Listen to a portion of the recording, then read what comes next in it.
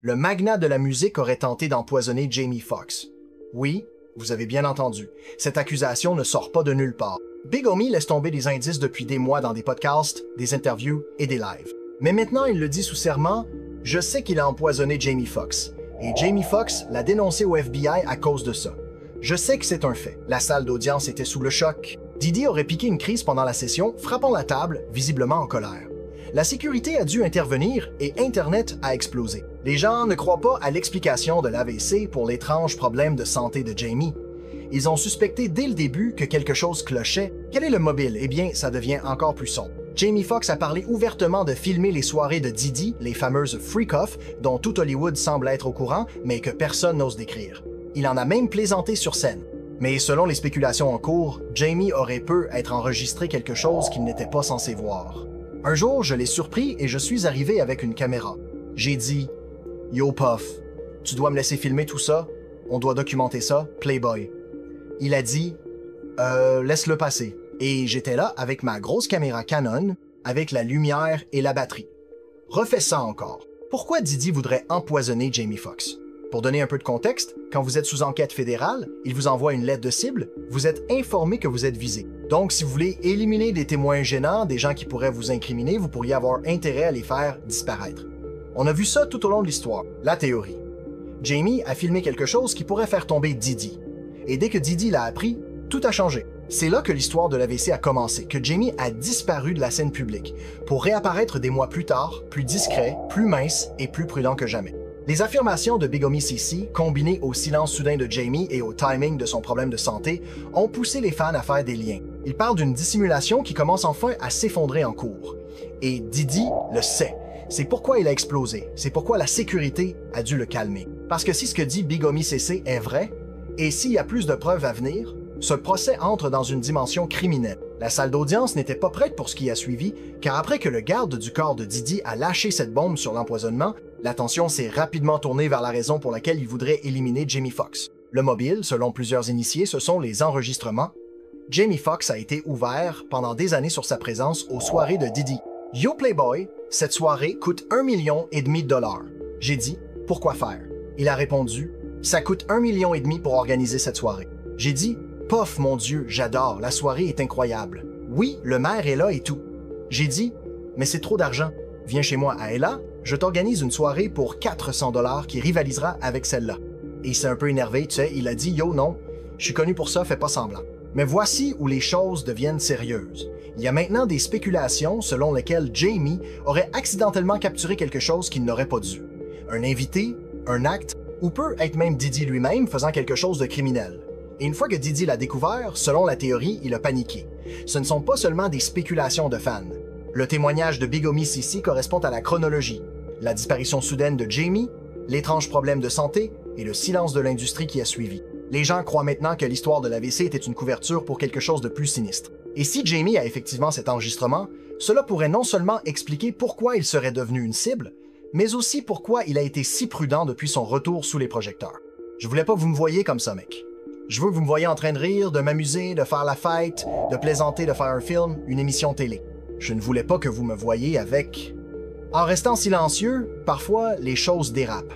Des gens ont dit que j'étais aveugle, mais comme vous pouvez le voir, mes yeux fonctionnent très bien, et puis, quelqu'un a dit que j'étais un clone.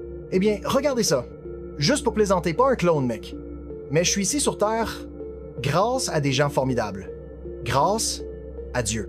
Pendant des mois, Jamie a esquivé les questions sur son problème de santé. Quand un interviewer lui a directement demandé si Diddy était impliqué, Jamie n'a pas nié. Il est resté complètement silencieux. Interviewer. Comment vas-tu, mec? Tu as l'air en forme. J'ai une question sur toute cette histoire avec P. Diddy, sur les rumeurs folles qui circulent en ligne. Peux-tu clarifier ça pour les fans? Et Dieu te bénisse, comment vas-tu? Jamie, je vais bien, je me sens mieux. Interviewer. Les rumeurs d'empoisonnement, c'est vrai ou pas? Je sais, c'est un peu fou, non? Jamie? Silence. Dans un autre clip, Jamie est abordé par des fans après son rétablissement. L'un d'eux lui demande si les rumeurs sont vraies. Jamie sourit et dit « C'est quelque chose que je ne dirais pas devant une caméra. » Ce moment seul a convaincu les fans qu'il cache quelque chose d'important. Le 11 avril de l'année dernière, j'ai eu un problème de santé. Ma sœur et ma fille m'ont emmené chez le premier médecin. Le médecin a dit « Il se passe quelque chose là-haut ». Puis est venu le spécial Netflix. Jamie a plaisanté sur le fait de quitter les soirées de Diddy tôt. J'ai quitté ces soirées à Vent et Earn, la salarie, mais si vous suivez l'affaire, cette blague sonne différemment. Les gens y voient maintenant sa façon de se distancer publiquement sans trop en dire. Internet a dit que Puffy avait essayé de me tuer. J'ai quitté ces soirées tôt, j'étais parti à 20 et 1. Quelque chose ne va pas, c'est glissant ici. Ce n'est pas seulement l'humour qui fait hausser les sourcils, c'est le schéma. Les célébrités qui ont assisté aux soirées de Diddy prétendent maintenant qu'elles sont parties avant que les choses ne deviennent bizarres. Mais les fans se demandent, s'ils savaient que l'ambiance était étrange, pourquoi y retournaient-ils? J'ai été à probablement toutes les soirées de Puff, toutes les soirées blanches depuis 2009. Mais en ce qui concerne les freak-offs, je ne sais rien de ça. Jaguar Wright a même laissé entendre que Jamie ne se contentait pas d'assister à ces soirées, il en organisait lui-même. Si c'est vrai, cela place Jamie dans une position beaucoup plus compliquée. Victime, témoin ou quelque chose de plus. Jamie a fait beaucoup de choses. Les matchs de basket nus qu'il organisait, tout le monde savait. À minuit, l'heure des sorcières commençait. Les femmes commençaient à se déshabiller et il fallait deviner si on était avec une femme cisgenre ou une femme transgenre. Et n'oublions pas que Jamie lui-même a dit qu'il avait invité Diddy à ses propres événements. Il s'est énervé contre moi.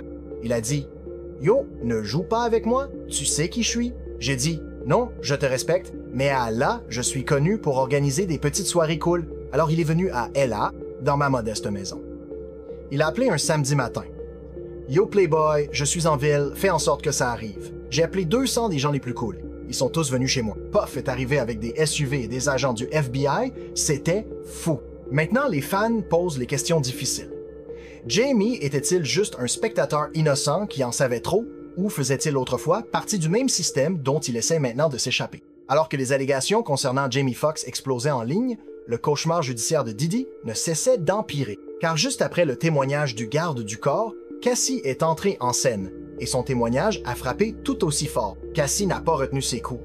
Elle a décrit des années d'abus, de contrôle et de manipulation, des crises publiques aux humiliations privées. Elle a peint le portrait d'un homme qui n'était pas seulement puissant, mais dangereux. Selon des initiés de la cour, elle a confirmé l'authenticité de la vidéo. Mais elle est allée plus loin, disant « Diddy a payé l'hôtel pour enterrer la vidéo. Ça n'a pas marché. » La vidéo a fuité, est devenue virale et a exposé la réalité que Diddy avait essayé de cacher derrière des costumes clinquants et des contrats musicaux. Diddy, mon comportement dans cette vidéo est inexcusable. J'assume l'entière responsabilité de mes actions dans cette vidéo. J'étais dégoûté à l'époque, je le suis maintenant. Cassie a également révélé comment Diddy utilisait la manipulation pour la forcer à participer à des situations troublantes. Elle a dit qu'elle pensait autrefois avoir une voix, pouvoir dire non, mais avec le temps, ce pouvoir a disparu. Elle a décrit avoir été poussée à participer au freak-off de Diddy, disant qu'elle avait accepté par peur, pas par choix. Question. Y a-t-il eu un moment où tu as aimé les freak-offs? Cassie émue. Oui, mais seulement parce que je pouvais passer du temps seul avec Combs. Et je l'aimais vraiment. Dans un message déchirant partagé en cours, Cassie a dit à Diddy qu'un des freak-offs l'avait fait se sentir sale et crasseuse. Elle a dit qu'après le premier, elle s'était sentie sale. Elle a également témoigné que Diddy suivait son téléphone, contrôlait ses tenues et même ce qu'elle pouvait publier en ligne. Ce n'était pas seulement de la manipulation émotionnelle, c'était un contrôle de type surveillance. Il contrôlait aussi son apparence, parfois il n'aimait pas ses cheveux. Il voulait qu'elle s'habille de manière sexy, parfois en garçon manqué. Il voulait que ses ongles soient blancs, surtout pendant les freak-offs. Et une de ses grandes inquiétudes était le chantage, car beaucoup de ses soirées étaient enregistrées, et elle craignait que si elle contrariait Diddy, ses enregistrements finissent sur Internet. Cassie n'était pas seule. Don Richard, ancien membre de Danity Kane, a également témoigné, corroborant l'histoire de Cassie et disant qu'elle avait été témoin de la violence de Diddy de première main. À ce stade, la réputation de Diddy n'était pas seulement ternie, elle s'effondrait. L'image de Magna, l'empire commercial, le statut d'icône musicale, tout cela s'effaçait sous le poids des abus, de la manipulation, et maintenant avec les allégations concernant Jamie Foxx d'une possible conspiration criminelle. Si ce procès a commencé comme un scandale, il se transforme en une véritable affaire criminelle. Car après que Big Homie CC a accusé Diddy d'avoir essayé d'empoisonner Jamie Foxx, et après que Cassie et d'autres ont peint un tableau clair d'abus, Internet n'est pas seulement indigné, il appelle ça ce que ça pourrait être, une tentative de meurtre. Alors que des initiés comme Jaguar Wright commencent à avertir que de grands noms pourraient disparaître avant même d'arriver au tribunal, le public est attentif et pose les questions difficiles. Si Cassie, Down Richard et d'autres se manifestent, où est la déclaration complète de Jamie? Que cherchait vraiment Diddy à cacher? Et est-ce l'affaire qui fera enfin tomber un magnat de la musique, non pas pour ce qu'il a fait sur scène, Mais pour ce qu'il a fait à huis clos, parce que si les procureurs peuvent relier les points, et s'ils croient que Diddy a essayé d'éliminer un témoin, on ne parle plus de procès civil, mais de charges criminelles. Alors, la question est simple, mais sérieuse. Y croyez-vous? Pensez-vous que Diddy a vraiment essayé d'éliminer Jamie Foxx pour couvrir ce qui a été filmé lors de ses soirées Freak Off? Donnez votre avis ci-dessous et n'oubliez pas de liker et de vous abonner pour les mises à jour qu'ils ne veulent pas voir dans les médias mainstream. À la prochaine!